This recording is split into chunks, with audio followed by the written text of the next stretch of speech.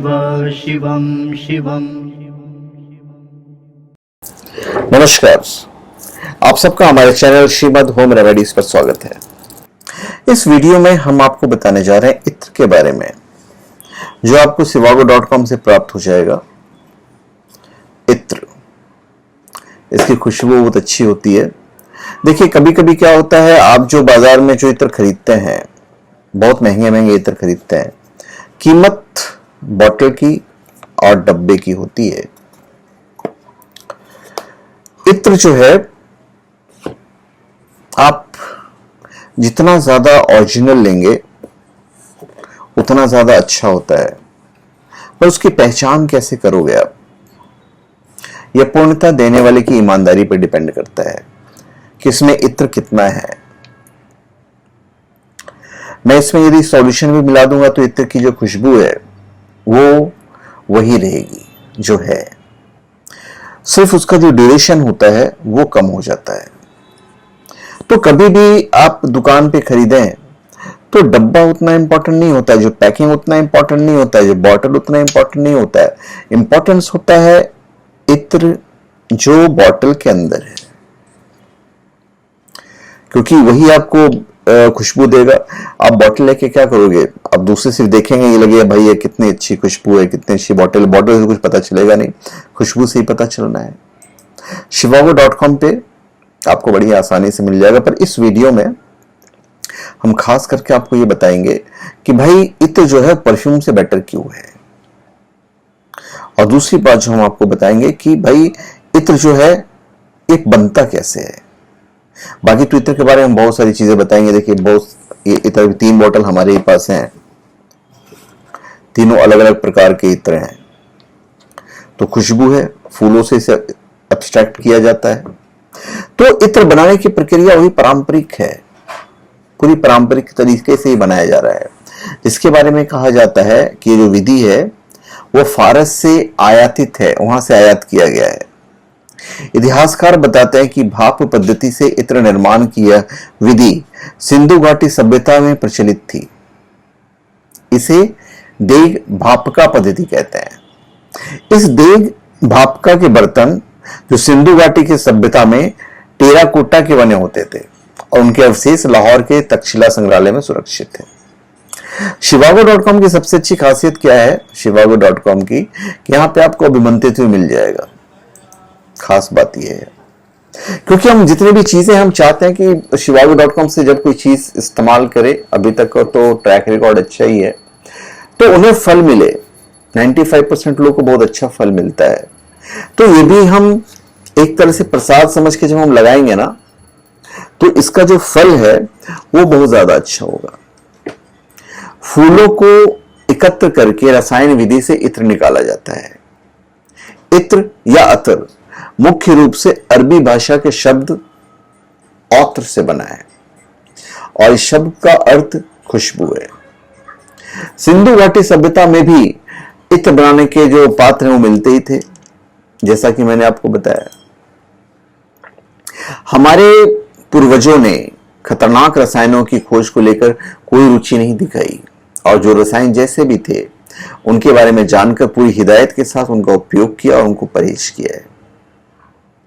कन्नौज के इत्र कारखानों में धातु के बर्तनों के जरिए गुलों की आत्मा को कैद करने का नजारा सच में बेहद मजेदार है। एक समय था जब कहा जाता था कि कन्नौज के नालियों में इत्र बहते थे। इन कारखानों में बड़े बड़े चूल्हों पर तांबे के बड़े बड़े देग कतारबद्ध मिलते हैं, और उन देगों में फूल और अन्य सुगंधित पदार्थ डालते लोग मिलते हैं, और कई इन पदार्थों को डालकर देग में पानी डालते कारीगर मिलेंगे। तो बनता तो ऐसे ही है।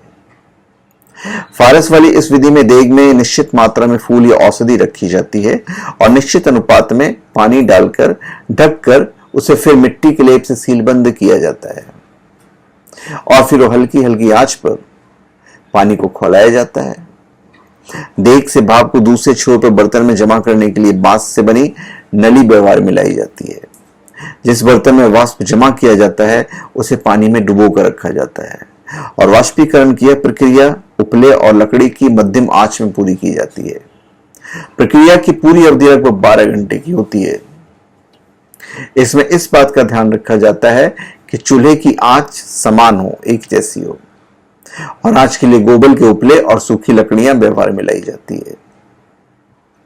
साधारण से दिखने वाले ये कारीगर इत्र निर्माण के हर चरण को बेहद सब्र के साथ पूरा करते हैं,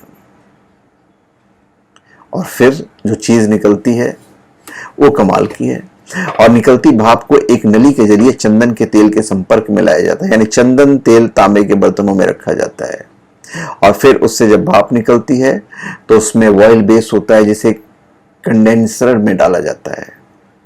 वाष्पित पदार्थ जिस बर्तन में जमा किया जाता है वो पानी में डुबो कर रखा जाता है ताकि इत्र बनने की प्रक्रिया में कोई बाधा नहीं पहुंचे। तो इतना आसान नहीं होता।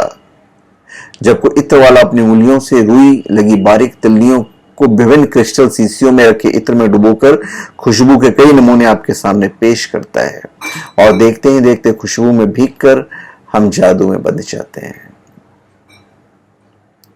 तो भाई कन्नौज के तो कई फैमिली का ये बिजनेस है, और कुछ कुछ इत्र तो 90-90 लाख तक के होते हैं।